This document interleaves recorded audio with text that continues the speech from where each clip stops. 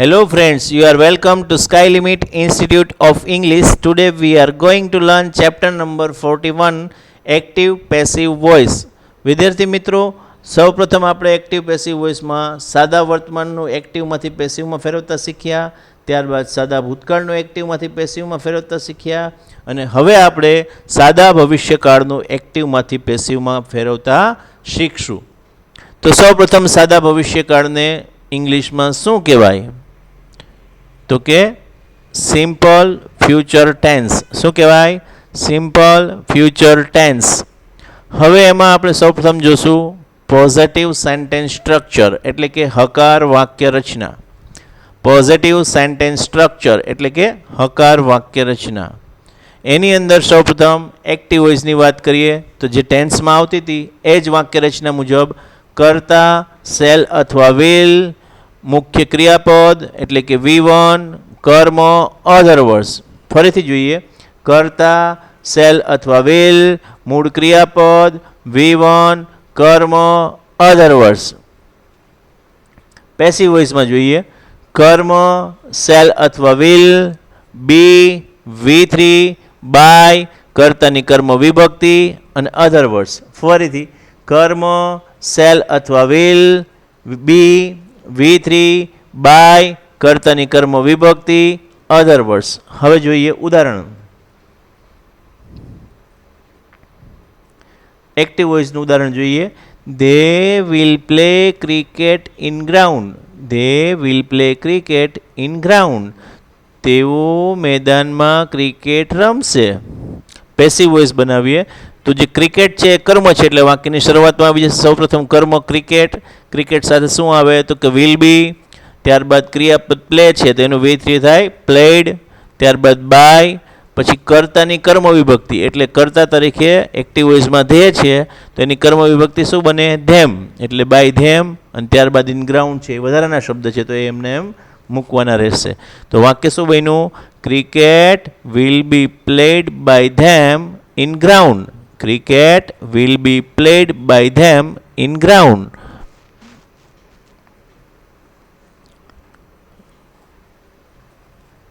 તેઓ દ્વારા મેદાનમાં ક્રિકેટ રમાશે. Cricket will be played by them in ground. તેઓ દ્વારા મેદાનમાં ક્રિકેટ રમાશે. હવે જોશું આપણે નેગેટિવ સેન્ટેન્સ સ્ટ્રક્ચર એટલે કે નકાર વાક્ય રચના. સૌપ્રથમ એક્ટિવ વોઇસ. કરતા, સેલ વિલ, નોટ, મૂળ ક્રિયાપદ, કર્મ, અધર વર્ડ્સ. ફરીથી કરતા, સેલ અથવા વિલ, નોટ, મૂળ ક્રિયાપદ, કર્મ, અધર વર્ડ્સ. પેસિવ વોઇસ જોઈએ. કર્મ, સેલ અથવા will, not, be, V3, by, કર્તાની કર્મ વિભક્તિ, અધર વર્ડ્સ. ફરીથી કર્મ, સેલ અથવા will, not, be, V3, by, કર્તાની કર્મ વિભક્તિ, અધર વર્ડ્સ. ઉદાહરણ જોઈએ એક્ટિવ વોઇસનું. They will not play cricket in ground. They will not play cricket in ground. તેઓ મેદાનમાં ક્રિકેટ રમશે નહીં. પેસિવ વોઇસ જોઈએ. Cricket will not be played by them in ground. Cricket will not be played by them in ground. તેઓ દ્વારા મેદાનમાં cricket રમાશે નહીં. તેઓ દ્વારા મેદાનમાં ક્રિકેટ રમાશે નહીં. હવે જોશું આપણે ઇન્ટ્રોગેટિવ સેન્ટેન્સ સ્ટ્રક્ચર એટલે કે પ્રશ્નાર્થ વાક્ય રચના. સૌપ્રથમ એક્ટિવ વોઇસની વાત કરીએ. સેલ અથવા વિલ, ત્યારબાદ કર્તા, મૂળ ક્રિયાપદ, કર્મ, અધર વર્ડ્સ. ફરીથી જોઈએ. સેલ અથવા વિલ, કર્તા, મૂળ ક્રિયાપદ, કર્મ, અધર વર્ડ્સ. પેસિવ વોઇસ જોઈએ. સેલ અથવા વિલ, કર્મ, બી, V3, બાય, કર્તાની કર્મ વિભક્તિ, અધર વર્ડ્સ. ફરીથી જોઈએ. સેલ અથવા વિલ, કર્મ, બી, V3, બાય, કર્તાની કર્મ વિભક્તિ, અધર વર્ડ્સ. ઉદાહરણ જોઈએ. Will they play cricket in ground. Will they play cricket in ground. તેઓ મેદાનમાં ક્રિકેટ રમશે. પેસિવ વોઇસ જોઈએ. Will cricket be played by them in ground? Will cricket be played by them in ground? તેઓ દ્વારા મેદાનમાં cricket રમાશે. તેઓ દ્વારા મેદાનમાં ક્રિકેટ રમાશે. WH interrogative sentence. WH પ્રશ્નાર્થ વાક્ય રચના. સૌપ્રથમ એક્ટિવ વોઇસની વાત કરીએ. WH વાળો શબ્દ, ત્યારબાદ સેલ અથવા વિલ, કર્તા, મૂળ ક્રિયાપદ, કર્મ અને અધર વર્ડ્સ. ફરીથી જોઈએ. WH વાળો શબ્દ, સેલ અથવા વિલ, કર્તા, મૂળ ક્રિયાપદ, કર્મ અને અધર વર્ડ્સ. પેસિવ વોઇસ જોઈએ.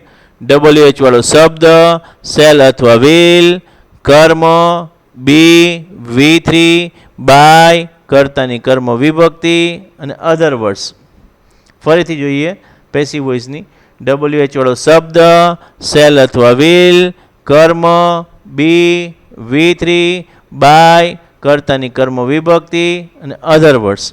ઉદાહરણ જોઈએ એક્ટિવ વોઇસનું. Why will they play cricket in ground? તેઓ મેદાનમાં ક્રિકેટ શા માટે રમશે? Why will they play cricket in ground? તેઓ મેદાનમાં ક્રિકેટ શા માટે રમશે? પેસિવ વોઇસ જોઈએ. Why will cricket be played by them in ground? Why will cricket be played by them in ground? તેઓ દ્વારા મેદાનમાં ક્રિકેટ શા માટે રમાશે? હવે જોશું વુ વાળી ઇન્ટ્રોગેટિવ સેન્ટેન્સ સ્ટ્રક્ચર. વુ વાળા પ્રશ્નાર્થ વાક્ય રચના. એક્ટિવ વોઇસ જોઈએ સૌપ્રથમ. વુ, વિલ, મૂળ ક્રિયાપદ, કર્મ, અધર વર્ડ્સ. ફરીથી વુ, વિલ, મૂળ ક્રિયાપદ, કર્મ, અધર વર્ડ્સ. પેસિવ વોઇસ જોઈએ એનું. બાય વૂમ, સેલ વિલ, કર્મ, be, V3, other words. By whom, shall will, કર્મ, બી, V3, અધર વર્ડ્સ. ઉદાહરણ જોઈએ. Who will play cricket in ground? Who will play cricket in ground? કોણ મેદાનમાં cricket રમશે? કોણ મેદાનમાં ક્રિકેટ રમશે? હવે એનું પેસિવ જોઈએ. By whom will cricket be played in ground? By whom will cricket be played in ground? કોના દ્વારા મેદાનમાં ક્રિકેટ રમાશે? કોના દ્વારા મેદાનમાં ક્રિકેટ રમાશે? હવે થોડા એક્સ્ટ્રા સેન્ટેન્સીસ જોઈએ આપણે પ્રેક્ટિસ માટેના. સૌપ્રથમ ઉદાહરણ જોઈએ. Active voice. I shall speak English? I shall speak English? એનું પેસિવ જોઈએ. English will be spoken by me? English will be spoken by me? I shall speak English? હું અંગ્રેજી બોલીશ. English will be spoken by me? અંગ્રેજી મારા દ્વારા બોલાશે. He will not learn English? તે અંગ્રેજી શીખશે નહીં. પેસિવ વોઇસ જોઈએ. English will not be learned by him? English will not be learned by him? અંગ્રેજી તેના દ્વારા શીખાશે નહીં. Active voice. They will not give exam? They will not give exam? તેઓ પરીક્ષા આપશે નહીં. પેસિવ વોઇસ જોઈએ એનું. Exam will not be given by them? Exam will not be given by them? પરીક્ષા તેઓ દ્વારા અપાશે નહીં.